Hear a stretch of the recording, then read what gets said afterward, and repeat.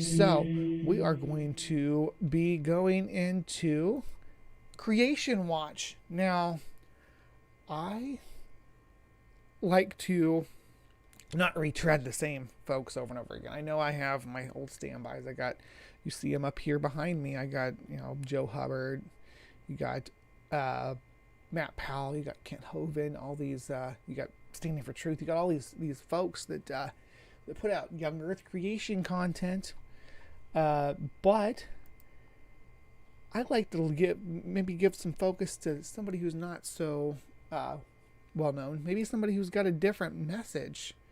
Maybe somebody who you all haven't seen before. So I'm giving the Church of Fire a chance today. I've watched part of this. It's 35 minutes. I don't know how much of it we are actually going to get through. I'm just going to get through to a certain thing that I wanted to get to. But we will kind of evaluate their opinions. They're talking about evolution versus the Bible today. They are... Let me see if I have any information on the Church of Fire before I get too far into this. Welcome to the Church of Fire. In this video, Alex Blagovich and Frank Valentine. I don't think I said his last name right. I'm sorry, Alex, if I mispronounced your last name. I'm a dumb American. I'm sorry. I only have one language. Discuss some very important questions. Did humans evolve from monkeys? Did the universe have a beginning? Is natural selection, evolution, and other similar narratives that are being taught in our schools have any substance to them? What is natural selection according to the Darwinian theory of evolution? How does Christianity explain the creation of the world? Is the whole world just an accident without any purpose or meaning, or is there meaning to existence? So that's their video. So we are going to... not that one. There we go. Boop, boop, boop.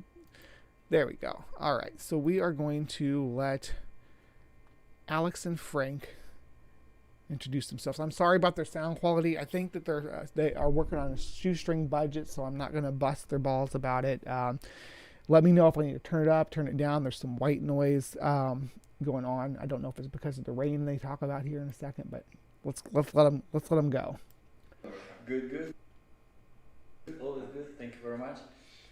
Today, I actually wanted to welcome to the Church of Fire. Today, as you guys can see, we're here with Brother Alex. Brother Alex, how are you doing? Good this rainy day? Yes. How you doing? Good. All is good. Thank you very much. Today, I actually wanted to ask you a little bit of a question. I had been thinking about something. I feel like in our society, in the times that we live in today, we have a big conflict that I think is being ignored. Whenever it comes to the conversation about faith, whenever it comes to the conversation about religion, we have this one whole big popular narrative, scientific.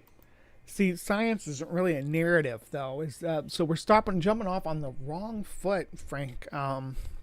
Science is observations and making predictions on those observations, and then making more observations to see if your predictions are true. We have some scientists out in the live chat, I believe, some like field scientists that actually work in the industry, and that's what they do. If I'm wrong about the description of science, to my scientist friends out there, we got Amanda and Greg, and yeah. Anyway, I know that in the majority of scientific fields, that's what it's about. It's about making an observation about the natural world, and you make a prediction about, because I made this observation, because this is the case when I make this observation, then this should be the case too, and then you make more observations to see if that is the case. It's my understanding that that's the way that all fields of science try to operate as much as possible to remove any kind of bias in things. But let's hear what they have to say. Narrative that evolution, the Big Bang, all of that sort of stuff, we came from the monkeys, and that's where we are here today. And basically, if you judge by that narrative, come from the monkeys. We are the monkeys. We are the monkeys with these cool opposable thumbs. These hands designed for grabbing branches. nature has sculpted our bodies to be, well, they sculpted our ancestors' bodies, I guess I should say, to be arboreal. And then we came back down from the trees, but these were so cool that we were able to use them to manipulate our environment and kind of get this great articulation that no other animal really has mastered quite to the extent that we have, and it lets us manipulate the world and our big brains. But we're still monkeys. Still monkeys. Really, at the end of the day, the only purpose that we have as species is to continue our species. Because that's really, at the end of the day, every animal, every creature is to continue species. That's it. And then, from the standpoint of having faith in God, obviously that is much more purpose that we have as individuals, as God's creations. But so that's the thing, and that's our own human brains. We do assign purpose to things. It's because we're human. Natural things don't have a purpose. They just are. They just are doing their natural, going through their natural processes, going through their natural cycles, whatever it is, whatever chemical functions are going on within that organism, or it doesn't have to be an organism, the rotation of the planets, it's all natural processes going through the motions. We apply purpose to that. We apply our rotation around the earth, rotation around the sun, with the purpose of keeping, the climate in balance and everything. But there's no real purpose to that. That's not why the earth goes around the sun. It doesn't have a purpose. Natural things don't just need a purpose, and neither do we. We assign purpose because that's the way our monkey brains are. There's a pretty big conflict between the two. Because one says completely different thing, the other says completely different thing. One thing is being taught. Oh, and I wanted to say, hi, Sandy. I'm so glad you're here this morning. Good morning. Well, I hope you are able to stick around with us and hang out while we learn about. These guys are going to teach us why we are monkeys. They think they're going to teach us why we shouldn't be monkeys, but hang in there. To our children in school, in colleges, universities.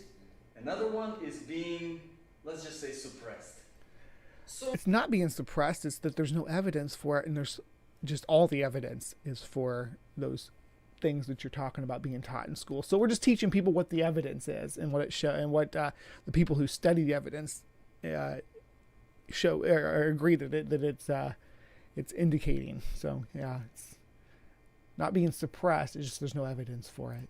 So from your standpoint, first I'll probably ask you as an expert in theology, what are the beliefs? What are, from the position of scholars, what are the acceptable theories, I guess, on that are being discussed? And you just missed your shout out there, Deep Arcs. I gave you a shout out when I did CryptoCorner this morning because that thing you sent me the other day, the thing at the Amarillo Zoo, that was actually part of CryptoCorner. So if you missed it, go back and check that out. Also, as you individually, what do you think what your opinion is? Okay, so yeah, there's a lot there in what you said, and first, the idea of creation versus I gotta say, I can't ignore the fact of how much this reminds me of my earliest content that I started making, where I'd set my laptop on the table, use the laptop speaker in a big open room, and it was all echoey, and I set at weird angles and. idea of that we have been there forever. That was the prevalent idea of scientists for centuries, that we've been here infinitely forever, and therefore the idea of creation. You're talking about static theory, though, that the universe had existed in a static state forever, for infinite, but it did. I don't think that the static theory said that humans have been infinite and been around forever. I don't think that it was ever, at least not ever, a leading theory. But yeah, cite some papers to me or some historical documents if you think that's the case. And the idea of the starting point was ridiculous to scientists. But then the Big Bang came about like 50, 60 years ago, very short in history, and that scientists didn't like that very much. I'm talking about scientists, not the good scientists, the ones that are open to anything. Yeah, there was definitely pushback against. That's where the derisive name Big Bang Theory came from. It was actually a derision of the concept of cosmic expansion and origins are in the singularity being the origins of our current or the start of our current state of the universe, based on the redshift.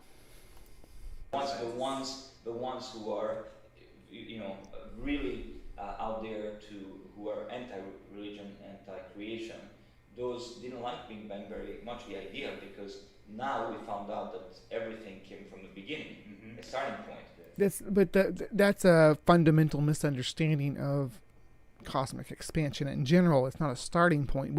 No one who studies cosmology is going to tell you that the singularity or the Big Bang that started cosmic expansion was the beginning. It's actually kind of incoherent depending on which model of space-time that you go by. I go by B theory, which means that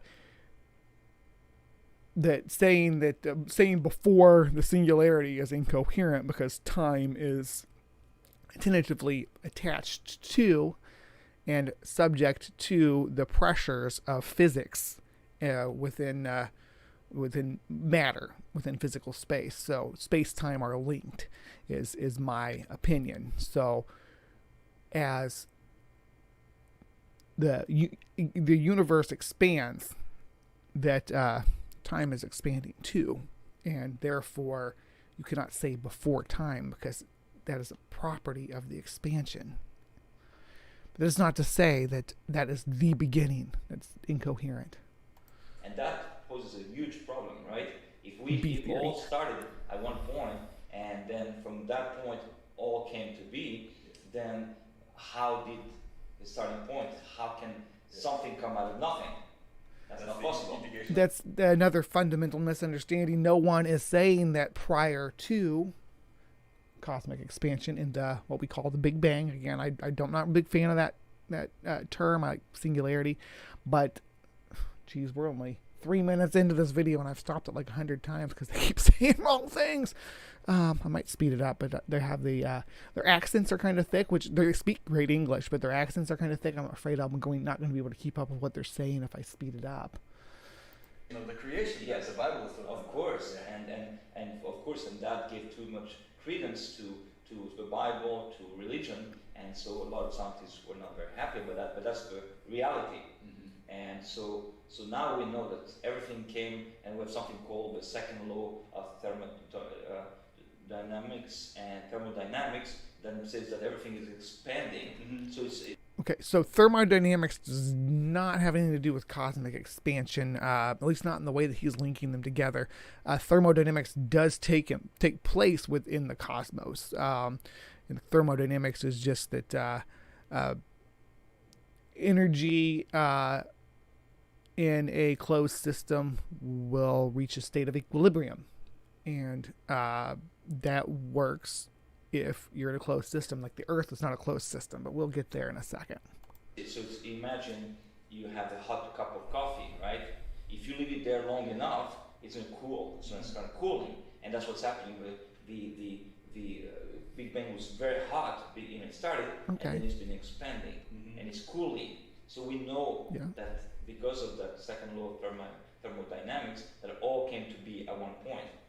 And so that gives, and remember, I was an atheist, 20 years ago.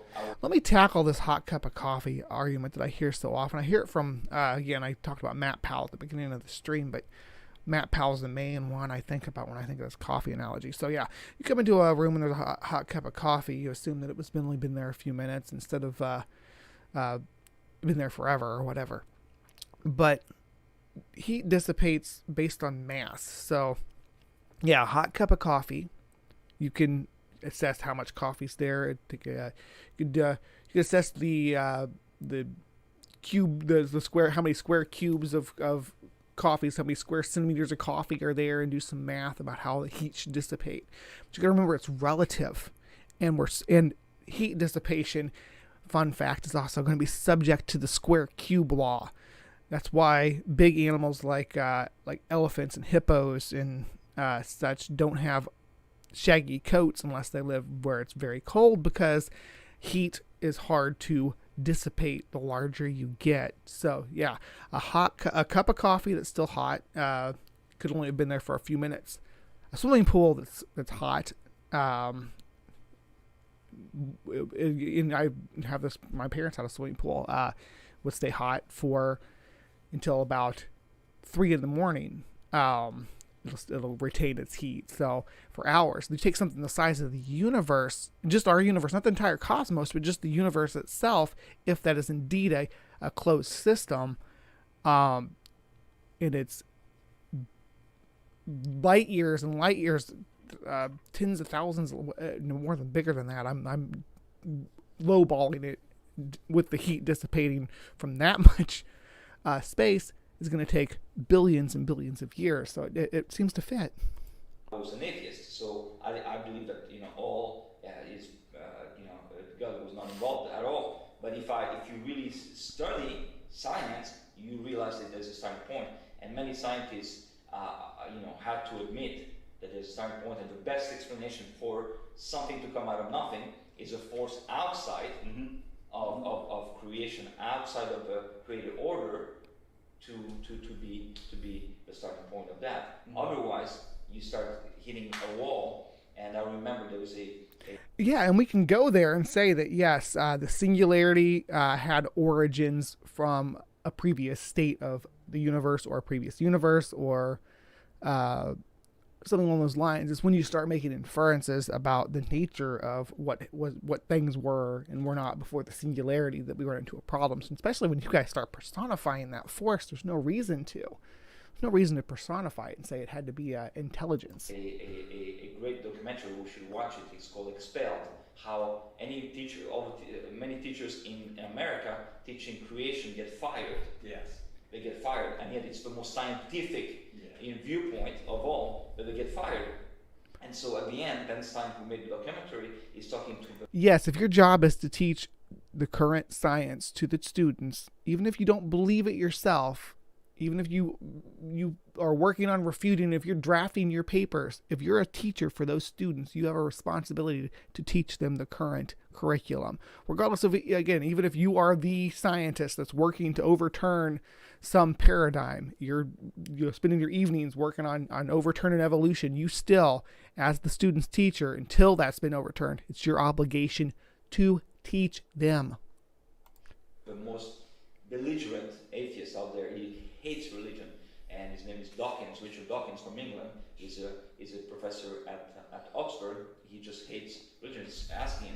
So what happened? He's not too fond of me either, so I'm on your team against Dawkins. But as far as his science, though, I mean, he does understand science. I'm sorry. The beginning, and he's trying to push him backwards, and said, well, so who created all of from nothing to something? And first he said aliens, First he said crystals.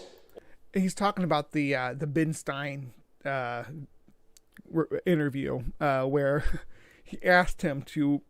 Ben Stein asked Richard Dawkins to what kind of scenario does he think could exist where things were intelligently designed, and he said, if we were intelligently designed, it was by something else that was biological, like panspermia.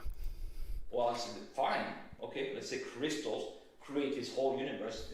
Good luck. What kind of thing do you know where the crystals came from? Exactly. But first, think about it. They want to reject so much the creator. I don't know what they're talking about with crystals here. That's if anybody knows what they're talking about with Dawkins saying that crystals had created the universe, share it with me, please. That they're willing to believe that little crystals, mindless crystals, out of those mindless crystals, they can create this whole huge universe that's perfect. And Let's will speed it be up perfect, with 1.25 or we're never going brains, to get perfect through this. eyes. Just the eyes are, you study the eye, you become a believer.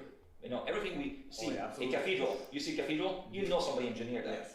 You can't say, oh, just, you know, more time and chance. No. So you kept pushing him, say, I don't know, maybe God? No.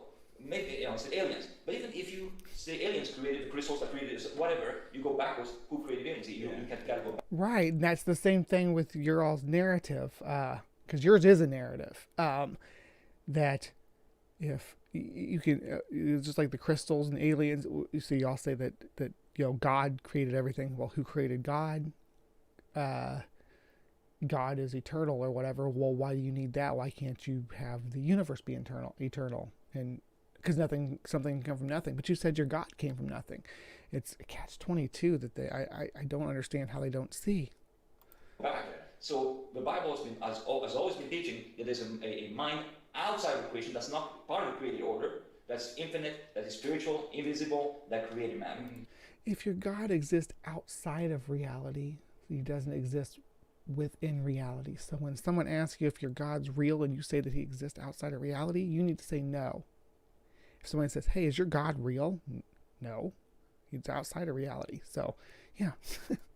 And that makes sense. It's just in the heart of people, they don't want to accept it. That's the first part of the question. But the more we're finding out, the more we realize how incredibly designed this universe is. It's so incredible. Just our Earth, planet Earth, everything is perfectly precise, so that we can. So we got a fine-tuning argument here, kind of, but you have to understand that the things that survive on Earth evolved to live in this environment, and it hasn't always been this way. There were, I go back to the Paleozoic again, there were the atmosphere and the composition of the gases in the atmosphere were very different. Those animals were not, those animals did not evolve, were not fine-tuned to survive in our environment. They would survive, fine-tuned to survive in a different environment, an alien environment compared to what we live in today. Our planet was very different, and they lived on that planet until their features and adaptations would no longer support them as the world changed. So fine-tuned for the Earth at what point? Because different organisms have been fine-tuned to live on Earth. And they were fine-tuned by the natural forces of the planet and what features were capable of surviving.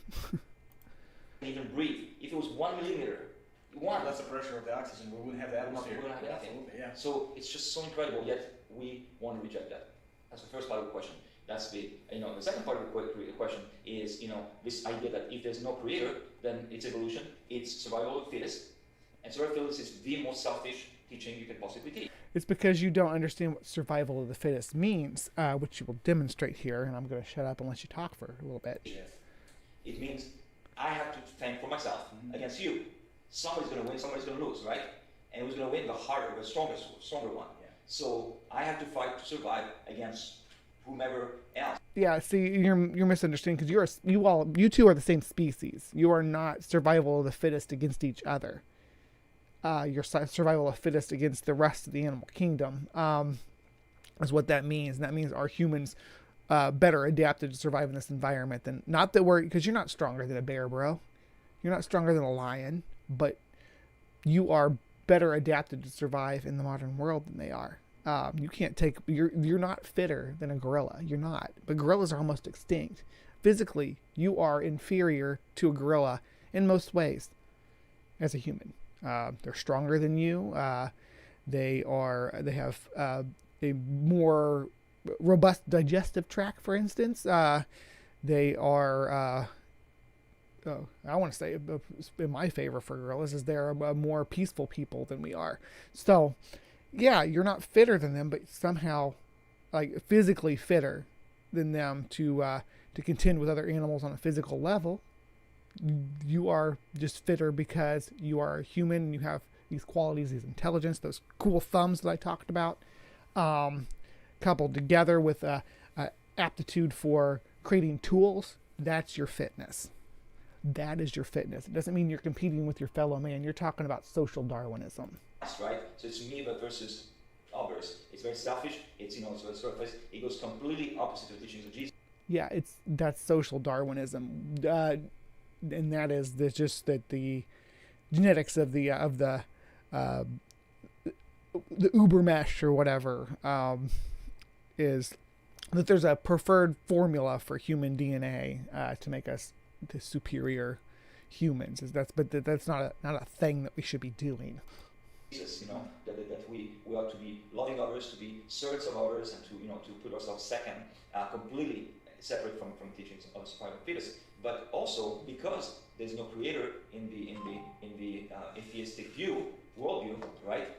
Then it's purposeless. Mm-hmm. And even well, there is a creator, though. The creator are these natural forces that have driven our evolution to create and direct us towards what we are now. There were, depending, the level of gravity on our planet, the makeup of the atmosphere, the distance from the sun, the solar radiation, the composition of the chemicals in the water that we evolved in. All these factors sculpted us to be what we are. So, in that way, natural selection did create us with intention to be able to survive. That's the intention, for us to be able to survive. You want intention for what we're supposed to do as a species is we're supposed to try to survive and pass on our genetics. That is the only common denominator. Anything additional to that is a purpose that you're applying yourself. And I think that we all should, because we have these big brains that needs to toil about something. The atheists who are thinking of this thing must have to admit that we're machines and that we can do no different. There's no free will in atheism because if matter is pushing you to do things, it's all matter. There's no spiritual in there. There's no nothing in there that's outside of me. It's all matter pushing you to do things. Then, as one atheist put it together, brother, we are only dancing to our DNA. Mm-hmm. So whatever the DNA is pushing you to do. So what does that mean? If I rape a child, I'm sorry, it was my DNA. And I'm glad you brought that up because. Oh, we're going to talk about some moral arguments here. And it always has to go to grape. Preferably, I'd rather talk about. I'd rather people use just.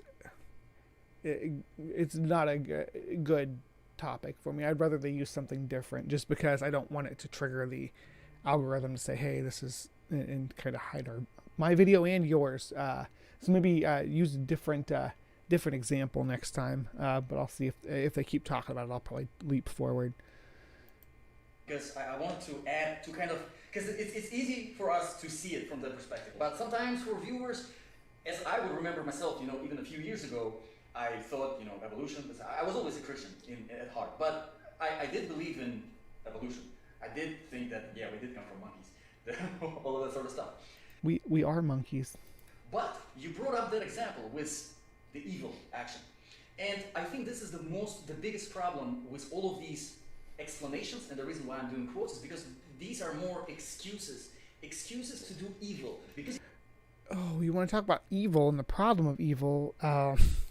I'm not going to here. Leo Felius, though, did a stream about it, the problem of evil a couple of days ago. So if you were interested in that, diving into that topic, go over there. But as far as our moral standards, we do have your moral standard is not, again, the people have say, oh, it's objective, it's relative. Your moral standard is built of layers and layers of factors. There is your moral standard, and actually it even goes down to beyond human, because you have different standards as a mammal. You have different standards as a primate.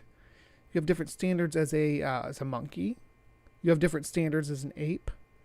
And then we start getting into your standards as a human, and it really goes off the rails, because there's all sorts of different variations into the factors of what you find morally just and everything, because you are from that point on, you have distinct cultures that are going to be teaching you other things, like that one culture might not.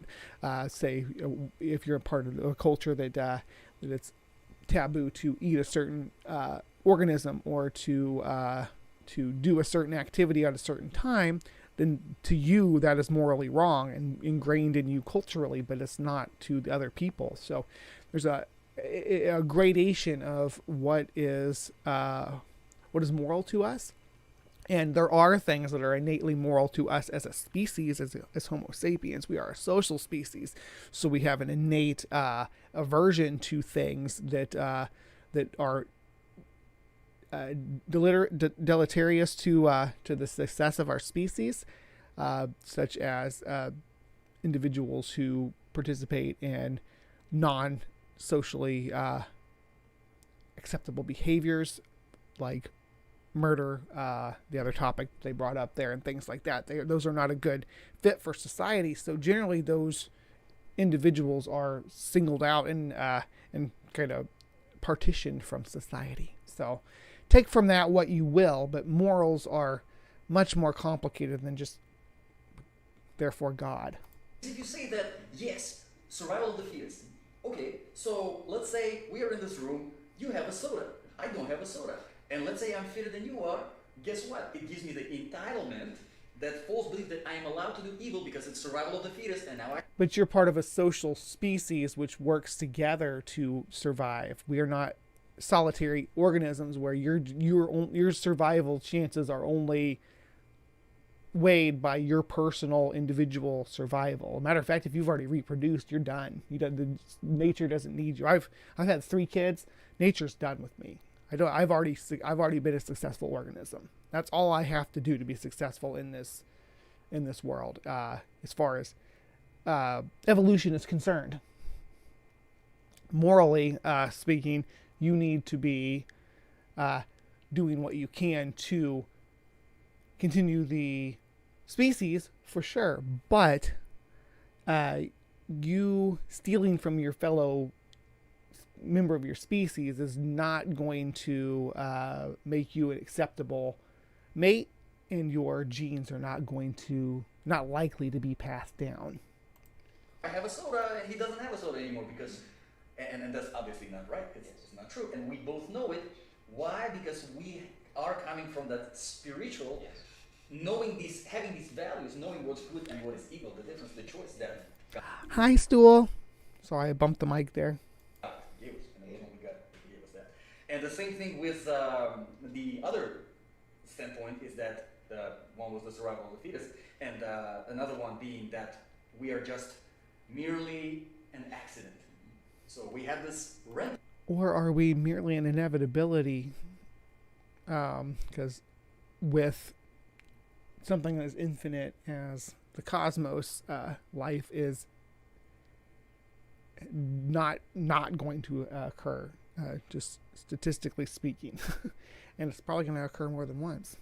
The Big Bang that just happened, and then millions of years of evolution happened, and by accident we are the way we are. By accident we have the sun that is shining specifically. It's not by accident. We evolved from organisms that weren't evolved to survive in the world as it is today, but the world as it was during the Paleozoic, the world as it was during the Mesozoic, which during neither one of those periods we would have been fit enough to survive as a species, or even able to survive as a species. But now we, in the current state of things, we are. So yeah, it's not an accident, it's evolution. Specifically for us, and we can have all of these qualities around us, the nature, feeding ourselves, all of these things merely by accident. And at the end of the day, if that's the case, then what is... It's not by accident. We evolved to eat other organisms over time to sustain ourselves. It wasn't an accident. They were there, and they had the nutrients and the elements that we needed for our bodies, so we consumed them. It's not by accident. You weren't just accidentally able to eat a sandwich, Frank. Really, the purpose. There is no purpose. We are just wasting the resources. Exactly nothing. It's kind of sad and depressing to think about this. If that's your beliefs, I mean, no wonder that society would suffer from mental issues. They wouldn't have any moral principles, any values. I think that mental issues have always been a thing. We're just really starting to understand them and try to work on them and try to give people the best quality of life for their mental well-being. I don't think that it has anything to do with evolution. I mean, I do think that people having mental issues obviously can be a result of evolution. It is not something that we can necessarily say is not biological, and there are certainly studies that show that certain mental conditions are biological, but that doesn't it doesn't necessarily tie in to say that teaching about that being biological is what causes it to be biological. Or if it did happen, they would be degraded because, well, what is the purpose of being good? Because most of the times we know if we are being good, we are sacrificing something. Yes, exactly. And you know, you're 100% right. The purpose of being good is to create a better world for. You can start by wanting to create a better world for humanity. I'm to the point where I'm trying to create a better world for all organisms, which is humans are kind of a detriment to that, but I don't. It's a catch-22 there. So. And the Bible talks about that. If it's all of this is meaningless, right? Then we just drink and be merry, and eat and drink, and there's no reason to live. Really, there's no purpose outside of ourselves, right? We just live to survive. And then, as Albert Camus, the French existentialist, there's some philosophers that destroyed Europe and other countries. And first of all, the atheist regimes were the most cruel. Last century, the atheist regimes killed more people than any other religion combined. Even Muslims cannot kill as many people as atheists killed, and yet they tried to compete. But the atheist regimes were Stalin and all that. Stalinism necessarily wasn't. I mean, there was no religion allowed, but it was because there was statism was the religion.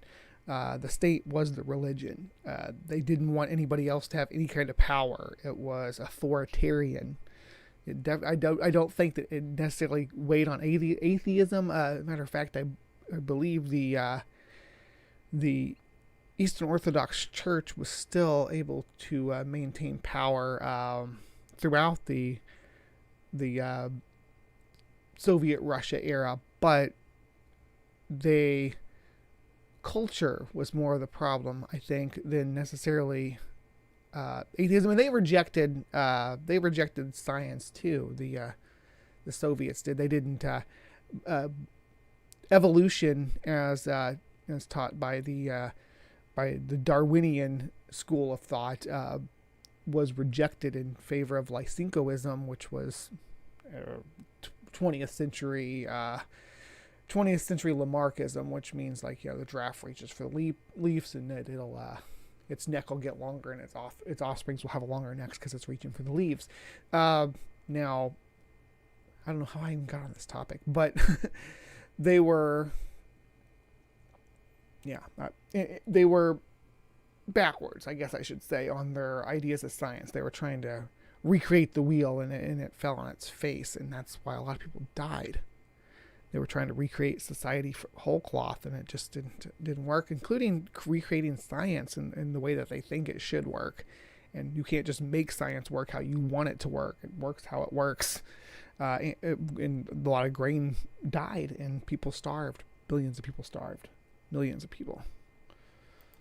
And of course, atheists will say, well, they didn't do it in the name of atheism.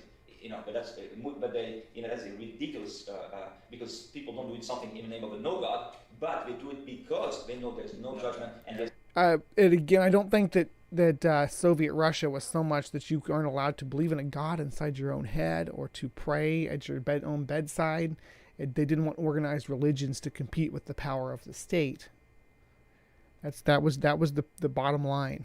They didn't want organized religions to compete with the state. It wasn't like, oh, you have to be an atheist, you cannot believe in God. That's not the way. And society doesn't even work that way. They can't say you're not allowed to believe something. You believe what you believe. That's why I can't not be an atheist. I can't make myself believe in a God. This is it, and they want to bring about Hitler. Same thing. He wanted to bring the superior race, right? If it's all survival, and then the fittest, the greater superior race is going to prevail anyway. Why not make it happen? Yeah. Make it happen now. Save yourself some time and some energy, right? Let's destroy the lower race. Eugenics is bad, okay? No matter what the situation, and you hear a lot of people making analogies about selective breeding and stuff. That's selective breeding is eugenics. We practice eugenics on canines, for instance. It is functional. It does work. We can draw out traits that we want to. We know how to do that for the most part. But that doesn't mean that we should start doing that with people, and that's what the Nazis wanted to do. which, of course, when you become a Christian, I used to So do just because you don't like aspect of biology doesn't mean you get to be like, oh, it's immoral. It's immoral that that we can selectively breed an organism to express characteristics that we favor. That's BS. No, there's no evil there. There's no intention at all. that stuff. I used to believe that there were superior lower races. Can you believe that? Darwin, who we Here we go. This is Darwin now. All right, what do you think they're going to say about races with Darwin? Do you think that they're going to say, oh yeah, he had the title of his book favored races? What do you want to bet? use in school. Yeah. I mean, that is incredible. I mean, We don't have creationists. was built on it. Yeah, I know. Exactly. Exactly. And Hitler used Darwin's philosophy, but Darwin was a racist. He said in his book that Negroes, the black people, and women had a small brain than white men. So, Yeah, in Victorian England, they also thought the bumps on your head could tell you things about your personality. So,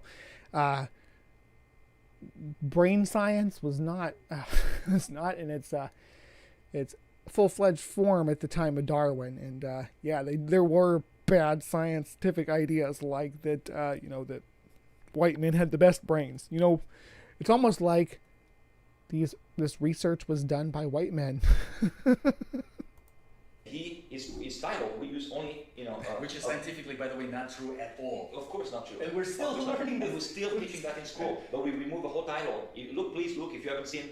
Go Google the full title of Darwin's book. Okay, it's very long, and you'll see. Of course, it's been removed so that people wouldn't know. Mm-hmm. The part of the title is the of a fight for superior race. So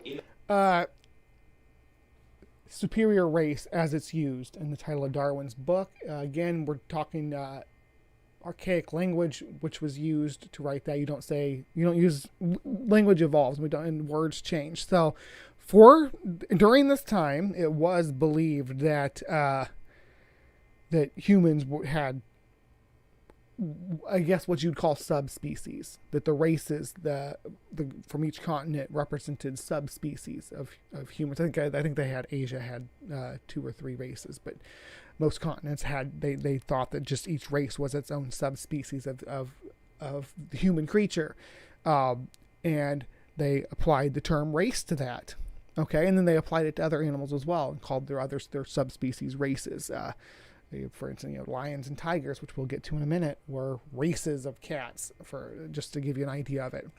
So once we decided that, hey, the genetics between these different groups of animals is humans we all seem to be the same species, same subspecies even, compared to how these other animals and their subspecies are. So we're going to take the word race, since it was originally applied to humans, and we're going to keep that to denote these differences between human populations, and then we switch the word that we use to denote these separate biological populations of organisms to subspecies. So the word races, at the time of Darwin, was the definition what we have for subspecies now, which we don't use for that anymore.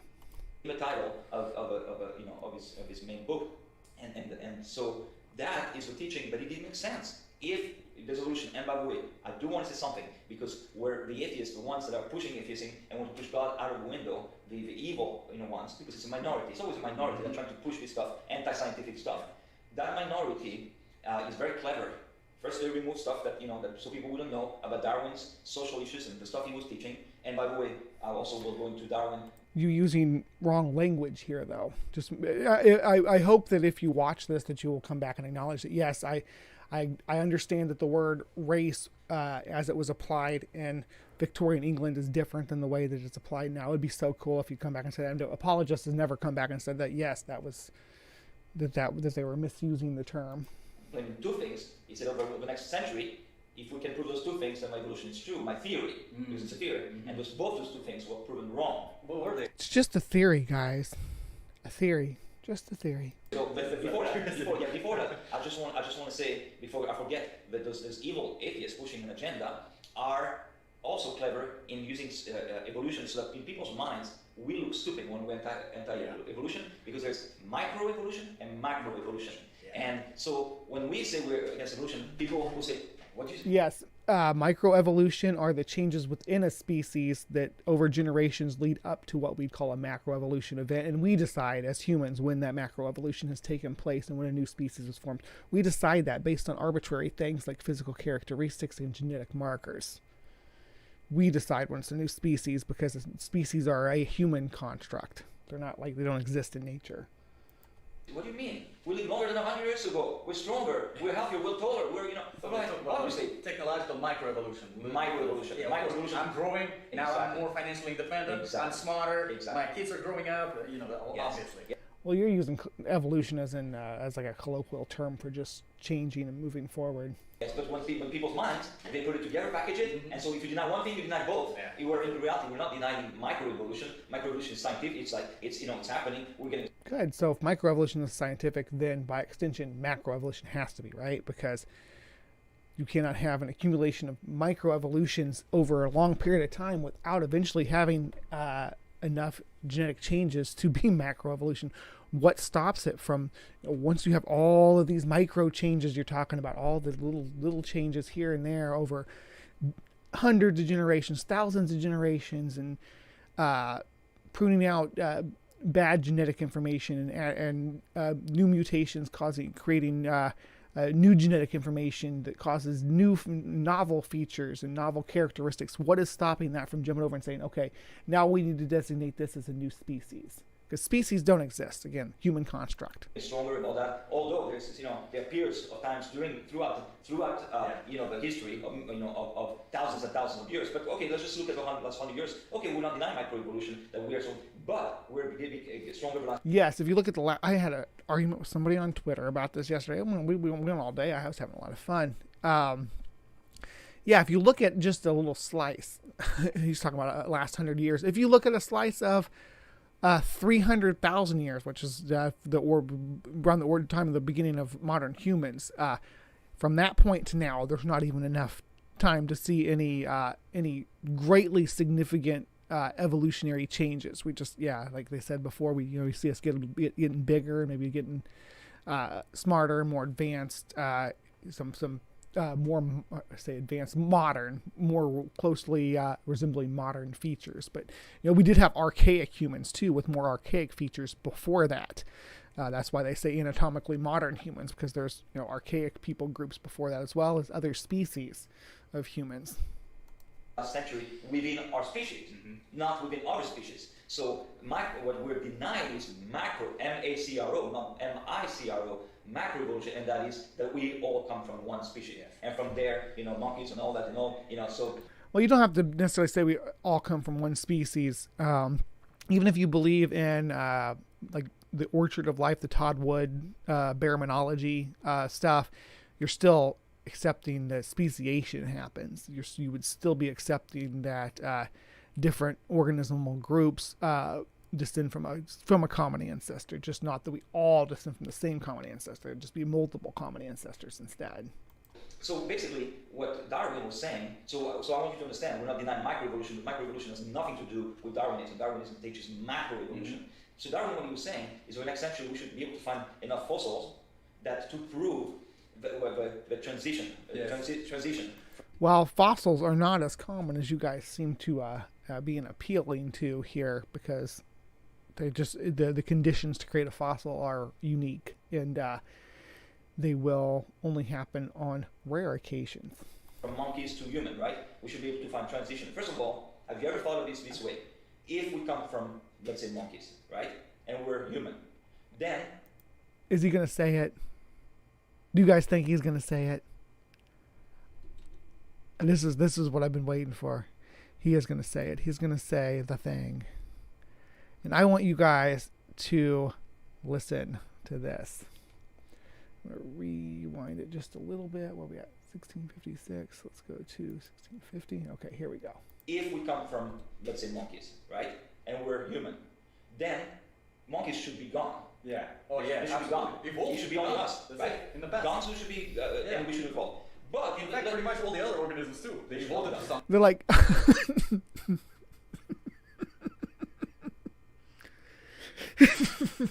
Okay. So, they did just unironically ask, if we come from monkeys, why are there still monkeys? The monkeys should be gone. So monkeys are fine. They're doing their monkey thing. They are good in their niche. You are not good at doing the monkey things. You are not good at swinging from trees. You're not good at carrying your baby on your back. You're not good at processing a diet of strictly foliage, for instance. You are not. If we share a common ancestor with humans, if those monkeys share a common ancestor with humans, why are there still humans when humans are so bad at doing the monkey things? It's because niche partitioning. Different monkeys fill different ecological niches, including us, and we are not filling the same. That's how we survive, by specializing into different environments and different ecological roles, because multiple monkeys cannot fill the same ecological role in the same environment. But yeah, if it's still the best example of that. If Americans came from Europeans, why are there still Europeans? Thank you. Something which is much more advanced like ourselves, exactly. So they should be gone. Why do we still have kill them, eaten them, destroy them, and yet we still have microorganisms, we still have bacteria. Because you don't live in a tree and eat fruit, so they're not competing with you. The monkeys are not competing with you. That's why they're still here. If monkeys were in direct competition with humans, humans would have outcompeted them like we did the other hominids. That's why we're the only species of human left, because we were fighting for that same ecological niche. We won. That's why we're the only ones left. The only other apes are filling completely different niches because they cannot compete with us. We already moved into this niche and we dominated it. We still have same monkeys. Exactly. Yes, and we should be eating each other, but we know that it's not healthy to eat cannibals, right? But we are eating fish and we're social species, but there are human people groups that, remember when we talked about culture earlier, that do say that, it's not okay, it's immoral to eat members of our people group, but members of other people group, that's not immoral to eat them. They're not us. They're not the same people group. There are cultures that are like that.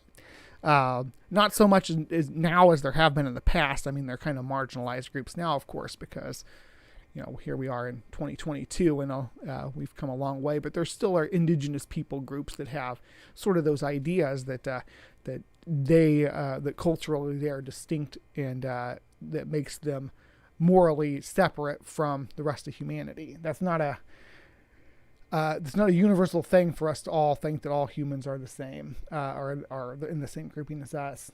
So there are cannibal people groups. Eat meat, right? So that's obviously means that we don't come from the same species. But if we're here and we still have monkeys, then at the very least we should have everything in between, right? If they're still here, if monkeys are still here and we're here, we should still have all the species in between, and yet we have nothing in between. We do. We have a fairly robust fossil record of human evolution. We also have a pretty concise mapping of the human genome and understand when changes took place. We understand when our genetics changed and which groups diverged when, and how we interacted with other species of humans, things like that. So we do have a pretty good understanding over the course of multiple disciplines of science. We have a diverse understanding of human evolution from earlier primates. So that is a big problem in Darwinism, and Darwin thought we would find enough fossil to prove, to find records, and yet, according to the greatest paleontologist from Harvard, Stephen Gould, I'm pretty sure that was him who said that what we have is embarrassing. That's true. What we have as far as records of life, it's such a small percentage of the window of life and diversity that once existed. Fossils are rare. There are orders of magnitudes more species that we will never see, never know about, never be able to understand and study than there are the ones that we're going to have fossils for and be able to understand. So yeah, that it is. It's sad that there's so much has just been lost to time. I'm gonna end this right here for these guys. I just wanted to give the Church of Fire a chance to, make their case with us on CreationWatch this morning. They did not convince me. I definitely wanted to at least get up to the point where they said, if humans evolved from monkeys, why are there still monkeys? Because that is, yeah.